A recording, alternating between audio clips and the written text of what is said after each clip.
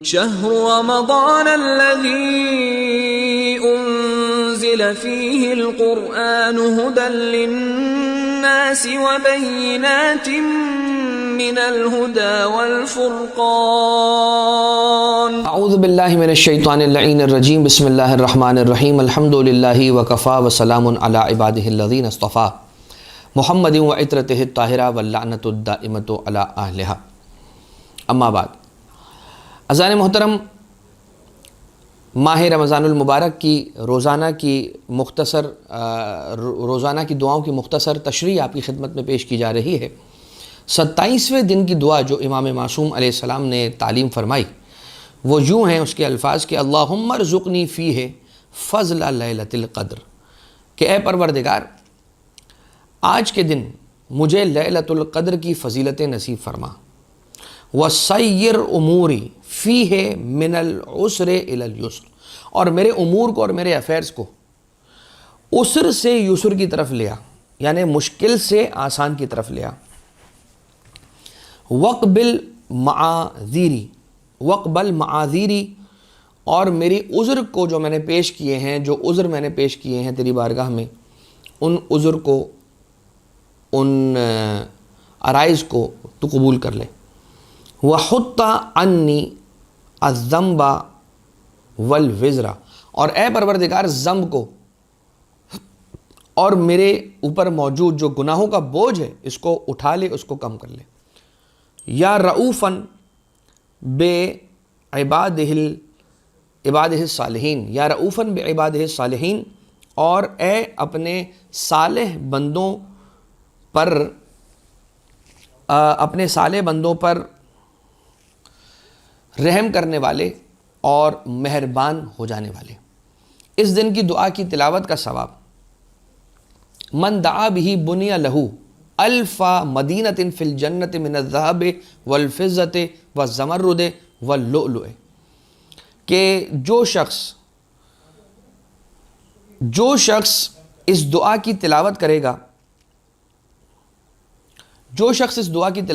تو پروردگار عالم اسے قیامت میں 1000 مدینہ، جنت کے اندر 1000 شہر عطا کرے گا، اور ہر شہر گولڈ، سلور، گرین ایمرلڈ اور پرل کے بنے ہوئے ہوں گے۔ اب ينزل الملائکہ، تو یہ تو آیت ہے، اب اس کی جانب ہم آتے ہیں۔ البتہ پروردگار عالم اس دعا کے پڑھنے والے کے لیے میدان قیامت کے بعد جنت میں پروردگار عالم 1000 شہر اسے عطا کرنے والے ہیں، 1000 شہر، اور ہر شہر ایسا ہوگا کہ جو ذہب کا، فضہ کا، زمرد کا اور لؤلؤ کا بنا ہوا ہوگا۔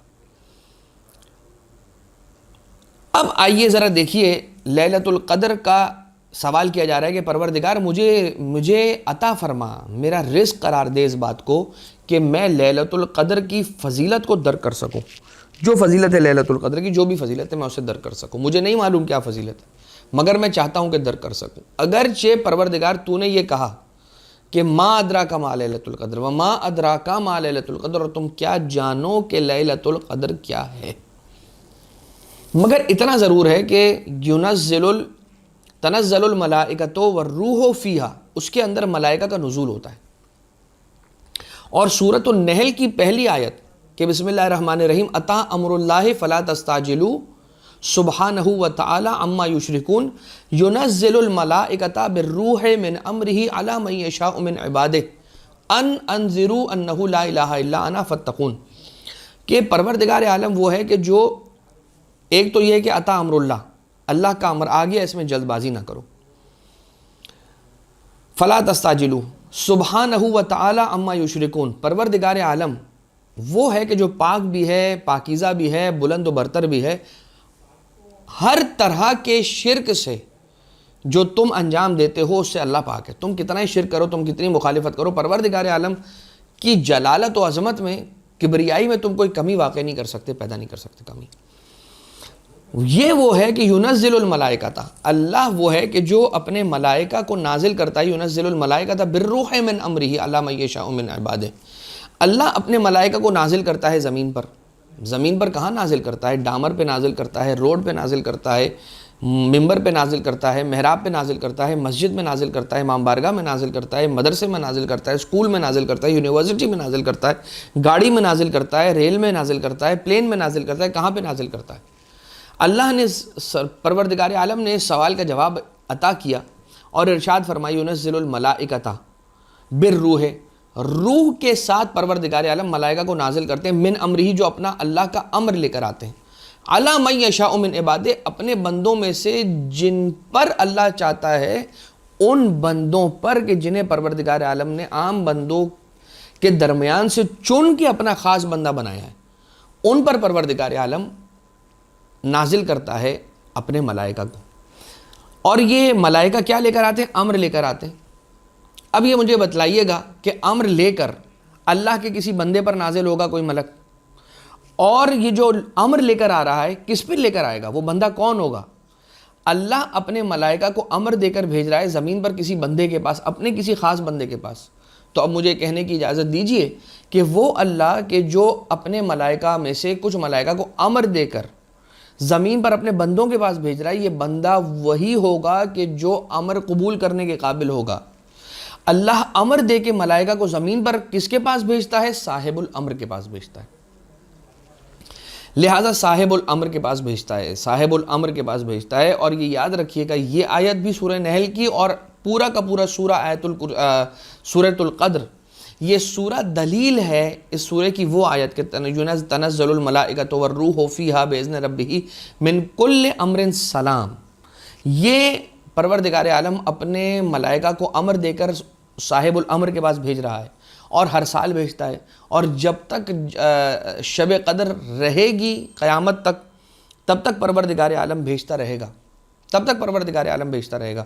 لہٰذا اس کا معنی اور اس کا مطلب یہ ہوا کہ امام زمانہ علیہ الصلوۃ والسلام کے وجود پر یہ آیت دلیل بن رہی ہے کہ رب ذوالجلال اعلان کر رہا ہے کہ میں امر دے کر اپنے ملائکہ کو زمین پر بھیج رہا ہوں۔ کس کے پاس بھیج رہا ہوں؟ صاحب الامر کے پاس۔ اور صاحب الامر آج نہیں ہے فقط، جب تک قیامت رہے گی تب تک ہر رات، جب بھی سال میں ایک مرتبہ شب قدر آ رہی ہے، اس رات میں اللہ اپنے ملائکہ کو امر کے ساتھ نازل کرتا ہے، اور جب تک یہ شب قدر رہے گی تب تک ملائکہ امر لے کر نازل ہوتے رہیں گے صاحب الامر پر۔ تو جب تک قیامت نہ آئے گی تب تک صاحب الامر سلامت رہے گا اور پروردگار عالم اسے سلامت رکھے گا۔ لہٰذا یہ سورہ قدر دلیل ہے امام زمانہ علیہ السلام کی امامت پر، ان کے وجود پر اور ان کی طول عمر پر۔ اب آ جائیے امام صادق علیہ السلام، چھٹے امام علیہ السلام سے پوچھا گیا ما لیلۃ القدر، لیلۃ القدر کیا ہے؟ ما ادراک ما لیلۃ القدر، اور تم کیا جانو کہ لیلۃ القدر کیا ہے؟ تو آپ کہیں گے کہ مولانا وہ تو حدیث ہے چھٹے امام علیہ السلام کی کہ جس میں کسی نے آ کر پوچھا ما لیلۃ القدر، تو مولانا نے تو بتا دیا کہ ما لیلۃ القدر کیا ہے، ہم کیا کہ نہیں پہنچ سکیں گے؟ اللہ نے تو کہا ہے کہ تم کیا جانو کہ لیلۃ القدر کیا ہے، تو بتا دیا کہ لیلۃ القدر کیا ہے۔ چھٹے امام علیہ السلام نے بتا دیا لیلۃ القدر کیا ہے۔ اور کیا بتایا؟ کیا ارشاد فرمایا؟ مولانا نے ارشاد فرمایا کہ اللیلۃ ہی فاطمہ والقدر اللہ، کہ لیلۃ القدر میں لیلہ سے مراد ہماری جدہ فاطمہ زہرا سلام اللہ علیہا ہے، اور قدر سے مراد اللہ ہے۔ تو تم کیا جانو کہ اللہ کی فاطمہ کیا ہے؟ اب بھی ما ادراک ما لیلۃ القدر کا عنوان ختم نہیں ہوا ہے، اس لیے کہ اگر تم لیلۃ القدر کو نہیں جانتے اور تمہاری کیا حیثیت اوقات ہے کہ تم لیلۃ القدر کو جانو، چھٹے امام علیہ السلام نے اگر بیان کر بھی دیا تو یہ بیان کیا کہ لیلۃ القدر سے مراد اللہ کی فاطمہ ہے۔ تو تم جس طرح لیلۃ القدر کی معرفت نہیں رکھ سکتے، تم نہیں جانتے کہ لیلۃ القدر کون سی رات ہے، اسی لیے 19 میں 21 میں 23 میں ڈھونڈتے ہو، اسی طرح سے جناب سیدہ سلام اللہ علیہا کی ذات کیا ہے، اس کی معرفت کسی کو حاصل نہیں ہوئی ہے اور نہیں ہو سکے گی۔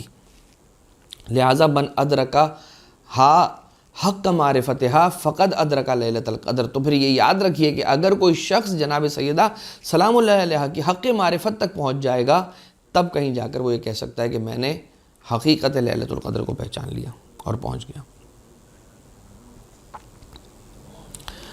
اب انسان کے لیے کیا کہا جا رہا ہے کہ اے پروردگار، میرے لیے عسر سے یسر کی طرف کا سفر اختیار کروا، یعنی کہ وسیر اموری، میرے امور کو، میرے افیئرز کو، میرے کاموں کو پروردگار دن بدن آسان بنا، دن بدن مشکل نہ بنا۔ اے پروردگار، اے خدا، اے رب ذوالجلال، تیرا احسان ہوگا مجھ پر یہ کہ جو آنے والا دن ہے وہ کوئی نئی مشکل لے کر نہ آئے، اور اگر لے کر آتی بھی ہے، وہ کوئی مشکل آتی بھی ہے، اگر وہ دن نئی مشکل لے کر آتا بھی ہے، تو اے پروردگار ہم تجھ سے یہ التجا کرتے ہیں اور تجھ سے ہاتھ جوڑ کر یہ سوال کرتے ہیں کہ پروردگار اس مشکل کو تو ہمارے لیے ٹال دے، تجھے صدقہ محمد و آل محمد علیہ السلام کا۔ اگر کوئی رزق روزی کا، روزگار کا خدا نخواستہ کوئی مسئلہ ہے تو پروردگار اس مسئلے کو ہمارے حل کر دے، تجھے واسطہ ہے سرکار امیر المومنین علیہ السلام کا۔ وقبل معاذیری، اور اے پروردگار جو میں نے عذر پیش کیا، بہت ساری چیزیں عذر پیش کی میں نے کہ اے اللہ میری آنکھ نہ کھل سکی تو میں نے فجر نہیں پڑھی، اور مگر جیسے ہی میری آنکھ کھلی فوراً میں نے فجر پڑھی، لہٰذا میں مولا آپ سے التجا کرتا ہوں اور معافی چاہتا ہوں، آپ کیا کریں، میری عذر کو قبول کر لیں اے پروردگار۔ وَحُطَّ عَنِّي الذَّنْبَ وَالْوِزْرَ، اور اے پروردگار میرے کاندھے کو گناہوں اور بوجھ سے ہلکا کر دے۔ گناہ وہ کہ جو میرے اور تیرے درمیان ہے وہ گناہ، اور وزر وہ کہ جو میرے اور تیرے بندوں کے درمیان ہے۔ وزر کس وزن کو کہا جاتا ہے؟ وزر اس وزن کو کہا جاتا ہے کہ جو میرے اور لوگوں کے درمیان ہے، میں نے کسی کا مال کھا لیا، کسی کا حق ضائع کر دیا، کسی کا کچھ ضائع کروا دیا، کسی کا کچھ تلف کروا دیا، تو وہ دونوں طرح کے میرے حقوق جو میں نے ضائع کیے، حقوق اللہ ضائع کیے، حقوق الناس ضائع کیے، وہ دونوں ہی پروردگار اس کے وزن سے مجھے رہائی عنایت فرما اور ہلکا فرما۔ یا رؤوفاً بعبادہ الصالحین، اے وہ کہ جو اپنے صالح بندوں پر مہربانی کرنے والا ہے۔ لہٰذا اے مہربان کہ تو نے جیسے تو مہربان ہے، ویسے ہی تو نے ہمیں مہربان امام ائمہ اطہار علیہ السلام بھی عطا کیے، اور تجھے صدقہ ہے سرکار مولا علی ابن موسیٰ الرضا علیہ آلاف التحیت والثناء کہ جو مولا امام الرؤوف علیہ السلام ہے، آپ کے القاب میں سے ایک لقب ہے السلام علیکہ ایھا الامام الرؤوف، آپ کا یہ لقب ہے۔ تو پروردگارہ تجھے واسطہ مولا رضا علیہ السلام کا ہمارے گناہ کبیرہ و صغیرہ سے درگزر فرما، ہماری روزے کی عبادتوں کو قبول فرما، اور ہمیں غم اہل بیت اطہار علیہ السلام کو بہتر انداز سے منانے کی توفیق عنایت فرما، صاحب الامر علیہ السلام کے ظہور میں تعجیل فرما، ہمیں مولا کے اصحاب میں شمار فرما۔ ربنا تقبل منا انکا انت السمیع العلیم، بجاہ محمد و آلہ الطیبین الطاہرین۔